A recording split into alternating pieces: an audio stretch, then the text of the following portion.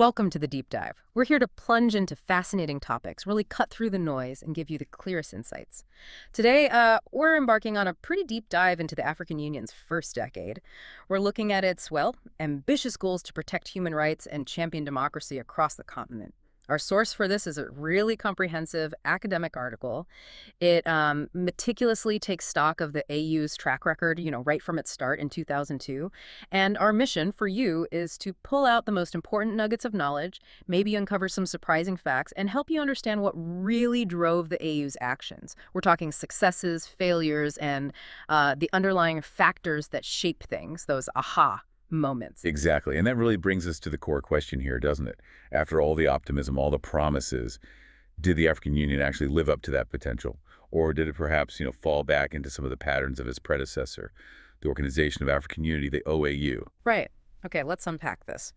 When the AU launched in July 2002, replacing the OAU, there was this huge wave of optimism. You really felt it. The stated reasons were, well, incredibly ambitious. Peace, security, stability, development, democracy, human rights. It was genuinely presented as a new chapter. And what's really interesting is how they tried to embed this vision in the AU's foundational document, the Constitutive Act. Think of it like the rule book. This act was, remarkably explicit about human rights. It even gave the AU the right to step into a member state's internal affairs during really bad situations, war crimes, genocide, crimes against humanity. Wow, okay. So intervention was actually built in. Yes, and not just that. It allowed for real sanctions, too. Things like cutting off transport, communication links, other political economic measures if states didn't comply. This was just worlds away from the old OAU charter that had one general mention of human rights and was mostly focused on liberation, fighting neocolonialism. So a really powerful start on paper for human rights. But here's maybe the first big aha moment the source points out. How does an act that supports intervention also have this strict principle of non-interference? What's the core contradiction baked right into the AU's founding document? That's the million-dollar question, isn't it? The tension comes from other articles. You've got Article 4G, which explicitly states non-interference by any member state in the internal affairs of another. Mm. And Article 3B emphasizes defending the sovereignty of member states. So yeah, how do you square intervention for human rights with non-interference and sovereignty? Tricky. Very. And the article argues, quite convincingly, I think, that to really get it, you need to look beyond just the legal words. You need to look at these subjective indices, which basically means the real, often unstated, shared expectations of Africa's political elites. And they use that term deliberately, political elites, to mean the actual leaders, the power brokers. Their interests, personal or group interests, often aren't the same as the sort of theoretical legal idea of what a state is supposed to do. That's a really key distinction. Okay, before we dive deeper into the AU itself, maybe let's look back a bit. Was there ever a time when African states really acted together to defend human dignity? Or was it always about this non-interference thing? Oh, absolutely. The standout example, the big success story, was the anti-apartheid campaign against South Africa. Yeah. African states came together as this collective force. And they were so effective, they literally forced the United Nations to change its tune, to reverse its initial indifference. Really? They forced the UN? Yeah. The Africa Group pushed the General Assembly, the Security Council, to pass embargoes against South Africa, against Rhodesia. They even managed to get the UN Commission on Human Rights mandate widened. It genuinely shifted how human rights were viewed on a global level. That's incredible. So the power was there. They could mobilize externally against something like apartheid. But that just makes the next question even more pointed. Why the huge difference when it came to human rights abuses within their own member states under the OAU? Yeah, it's a stark contrast. Before the African Charter, the Banjul Charter came into force, African elites mostly just stayed out of it. They stayed aloof from their own citizens' human rights issues. The OAU stuck to that domestic affairs clause almost religiously. Yeah. You see it in their reactions, or, well, their lack of reaction. Like what specifically? Well, the OAU literally acknowledged the right of any member state to change its government in any way it sees fit. Think about that. They might, appeal to someone like Sergeant Samuel Doe in Liberia, asking him nicely not to execute his former cabinet members, but that was it. No real intervention. And total silence on horrific massacres. Rwanda in '64, Burundi in '73, silence on mass expulsions like in Ghana, silence on regimes like Bokassa's, Mobutu's, and maybe the most telling thing, people like Mengistu Haile Mariam, Idi Amin Dada, responsible for hundreds of thousands of deaths. They actually served as chairpersons of the OAU. Wow. That speaks volumes. Hmm? Okay, so fast forward then. We move into the AU era, the period after the African Charter on Human and People's Rights was adopted, this post-Banjul period. Did setting up that charter and the African Commission that came with it, did that make a real significant difference on the ground? Not as much as people hoped, at least not initially. The charter itself, the article calls it blunt. It gave states a lot of leeway, broad rights to limit freedoms based just by law. So, And the commission, it was mainly set up as a promotional body, to raise awareness, not for strong enforcement. so not designed to have teeth. Pretty much. Even its mechanism for individual communications, that was originally only meant to spot serious and massive patterns of violations, not really to handle individual complaints like we think of them today. Plus, the OAU itself just wasn't effective in stopping major conflicts. Think like Liberia, Sierra Leone, Rwanda, the DRC. You got mostly pious declarations, as the source puts it. And they were hampered by a chronic, dire lack of resources. And of course, the truly shocking moral failure, as it's called, was the silence and inaction before and during the 1994 Rwandan genocide. That's a grim picture. But you mentioned earlier there was maybe a glimmer of hope, something positive happening within the commission itself. Yes, and this is fascinating. Despite the political elites, maybe not wanting super strong mechanisms, the African Commission itself often turned out to be more effective than originally intended, mainly through its own professionalism, its own assertiveness. They basically transformed that individual communications thing into a proper individual complaint system. Oh. And they interpreted the charter creatively, requiring higher standards before states could limit rights. They started talking about legitimate aims, proportionality, absolute necessity. They also began issuing binding decisions, appointing special rapporteurs for specific issues, and doing in loco visits, actually going on site to investigate. So the commission itself was pushing the boundaries, trying to carve out more power. You could say that. They were definitely proactive, but, and it's a big but, did that internal push translate into states actually doing what the commission said? Yeah, that's the key question. Did states comply? Oof, that's where it gets tough again. One study found only about 14% full compliance with the commission's decisions on individual complaints. 14%. Ouch, that's low. It is. States often just didn't cooperate. They didn't provide enough funding. I mean, the commission struggled to pay its phone bills sometimes, struggled to hire staff. They became heavily reliant on external donors. States sometimes nominated people to the commission who weren't even eligible. And state reporting, also pretty poor. Yeah. By 2010, 13 states hadn't sent in any reports. Rwanda was supposed to have submitted 12. They'd only sent 5. So a commission trying to do more, but running up against political indifference and lack of resources. A familiar story, maybe. Very much so. Ambition meeting reality. Okay, so with that background on the OAU and the early human rights mechanisms, let's look at the AU in action, its first decade. How did it actually perform when faced with real crises? Let's get into some case studies. Right. So one area where you do see a notable positive change is how the AU handled conflicts and particularly coup d'etat. The AU got much more involved unilaterally in peace brokering, in peacekeeping. They sent their first force to Burundi, which helped stabilization there. The mission in Somalia, AMISOM, while complex, played a vital role in preventing a total collapse. So more proactive on the security front. Definitely. And even more striking was the AU Peace and Security Council, the PSC. It actually started imposing sanctions and suspending states where governments were overthrown unconstitutionally. We saw this in Togo, Mauritania, Guinea, Madagascar, Niger, Mali. And they even launched Operation Democracy in the Comoros, sending AU troops to seize an island held by rebels. Okay, that is a clear shift from the OAU's hands-off approach, a real willingness to intervene against unconstitutional changes. Exactly, a major departure. But here's maybe the next aha moment from the source.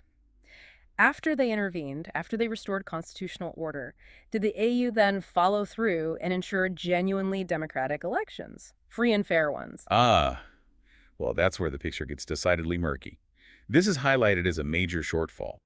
The AU often failed to really push for free and fair elections afterwards. They frequently accepted results that were, let's say, controversial or widely seen as fraudulent. Can you give an example? Sure. Togo is a classic case. The AU intervened after a coup, helped restore order. But then, when the coup leader ran for president and won in what the source calls highly controversial elections held in an atmosphere of intimidation, the AU apparently had no complaints. Same pattern in Mauritania. The coup leader eventually returned as an elected president with the AU's blessing. So they accepted the outcome. Seems so. And if you look more broadly at elections across the continent during that period, Chad, Cameroon, Uganda, Djibouti, Equatorial Guinea, Gambia, Ethiopia, Rwanda, DRC. The source points out that AU observer missions often found them to meet international standards, even when there were widespread allegations of fraud or manipulation. So what's the takeaway there? What does that suggest? It suggests, and the article argues this strongly, that the AU's focus became more about the method of power transfer specifically, preventing coups, rather than ensuring the actual quality of the democracy that resulted. Form over substance, perhaps. Interesting. Stop the coups, but maybe look the other way on flawed elections. A complicated balancing act. Or perhaps a reflection of the members' own interests. Right. Okay, what about major human rights crises? How did the AU's political bodies react to situations like Darfur or the uprisings during the Arab Spring?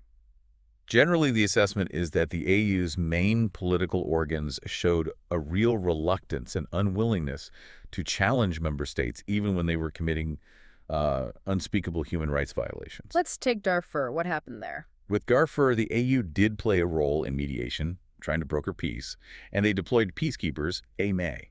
So a good fire brigade role, as the source puts it, in damage control. But crucially, when the U.S. government labeled the atrocities as genocide, the AU Assembly countered that without even doing its own investigation. They concluded it was only a humanitarian situation. Without investigating. Correct. And despite Sudan's clear implication in the atrocities, that didn't stop Sudan from chairing the Peace and Security Council at one point. The AEU even held a summit in Khartoum. And maybe most significantly, the AU actively rallied against the International Criminal Court, the ICC, when it issued an arrest warrant for Sudan's President al-Bashir. But rallied against the ICC. Yes, declared non-cooperation.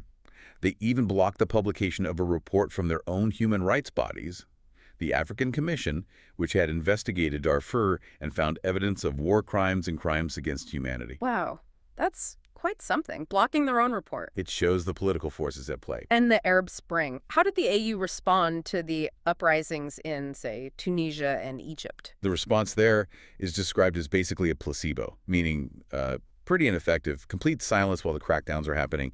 Then, after the violence had mostly stopped, they condemned it. Too little, too late, essentially. And Libya, that was a big one. Libya was complex. Initially, there was condemnation of the violence from the AU, and the African Court actually ordered provisional measures to protect civilians. But then the AU stance shifted. It became quite protective of Gaddafi. They opposed the NATO intervention, even though 3 AU members had actually voted for the UN Security Council resolution authorizing it. That's contradictory. It is. They backed Gaddafi's own peace plan almost until the end, until he was overthrown. And again, like with Sudan, they called on member states not to cooperate with ICC arrest warrants, this time for Gaddafi and his associates. So in both Darfur and Libya, a pattern of pushing back against the ICC and arguably prioritizing regime protection or perhaps anti-Western sentiment over immediate human rights concerns. That's certainly the question the source raises. Was it a case of trading human rights protection for perceived political interests, particularly vis-a-vis the West? These case studies really highlight the complexities and, frankly, the inconsistencies. So, looking forward from that first decade, what does the source identify as the biggest factors determining the AU's future actions on human rights and democracy? What really drives things? The single most important factor, according to this analysis, is the human rights record within the member states themselves. And crucially, the perceived or real dependence of elites within these states on human rights violations to stay in power. Dependence on violations. Yeah. Think about it. The source cites the Democracy Index from 2011. At that time, it categorized 50% of AU member states as authoritarian regimes. Another 24% were hybrid regimes. Only a minority were considered fully democratic or even flawed democracies. That's a stark statistic. It is. And the article argues it's then only natural that the political leaders in many of these states simply don't want a strong AU critically looking into their elections, their human rights records. It's not in their interest. Even the minority of more democratic states, they're unlikely to constantly push the human rights agenda too hard because it's diplomatically difficult, potentially damaging to relations with neighbors. So the internal politics of the member states are the biggest constraint. That makes sense. Given that reality and the resource issues we talked about, what hope is there for bodies like the African Commission and the African Court? Can they actually make a difference? The source suggests maybe modest improvements. A lot depends on the continued activism of the African Commission, its ability to name and shame states, to keep pushing interpretations of the Charter, and importantly, referring cases to the African Court. Because unlike the Commission's confidential processes, the court's proceedings are public. That transparency can create pressure. And NGOs, what role do they play? Absolutely crucial, the source says. NGOs provide support, sometimes financial. They bring many of the cases. They lobby governments. They do human rights education. They're a key part of the ecosystem keeping pressure on. Okay, and what about that friction point we saw, the relationship with the International Criminal Court, the ICC? What's the likely trajectory there? The prediction in the article was that the AU was likely to go through a long-term phase of non-cooperation with the ICC. Why so definitive? Well, the dominant factor identified is that fear among African political elites that the ICC might investigate their practices, their potential crimes. This fear gets amplified by the narrative, whether accurate or not, that the ICC pushes a neo-colonial agenda focused unfairly on Africa. But is there any counter pressure? Yes, what the source calls a proverbial light at the end of the tunnel. By 2012, a majority of AU members, 33 out of 53 back then, had actually ratified the Rome Statute, the treaty that created the ICC. That creates a binding legal obligation on those states to cooperate. The hope is that as this international law seeps into domestic legal systems, compliance might gradually increase over the very long term. A slow burn, potentially. Okay, let's tie this all together. The article uses a quote from Machiavelli, which seems quite pointed. Yes, it's a classic Machiavelli line. It is unnecessary for a prince to have all the good ethical qualities, but it is very necessary to appear to have them. Appearances matter. Exactly. And the suggestion is that maybe some African political elites agreed to these stronger regional human rights standards, partly for show, for sanctimoniousness, to appear virtuous on the international stage. However, and this is the crucial insight, the very fact that these ethical standards are now written down, codified into positive law and morality, that itself creates an opening. It means it becomes increasingly possible to pressure current and future leaders to live up to these undertakings. It gives ammunition to citizens, to activists, to human rights defenders within Africa. They can point to the law and demand pacta sunt servanda, promises must be kept. So the standards themselves, even if adopted for mixed reasons, become a tool for change. Precisely. It's a long game, but putting those standards into law provides a foundation for future pressure and accountability. So reflecting on this whole first decade, what really stands out to you? For me, it's that constant tension, that stark contrast between the really high-minded founding principles and the messy human political realities that kept shaping how the AU actually acted. Idealism versus pragmatism constantly. Absolutely. And if you connect it all back, the source is really clear.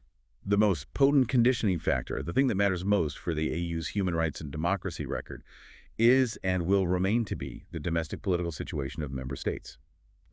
Which basically means the AU's own prospects for promoting these values are fundamentally, quote, contingent upon a dramatic change in the domestic political arrangements of member states.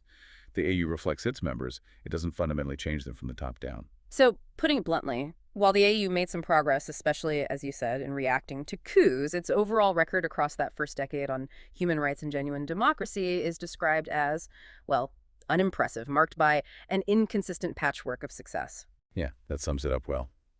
And that leads us to the final, maybe provocative thought for you, the listener, to consider.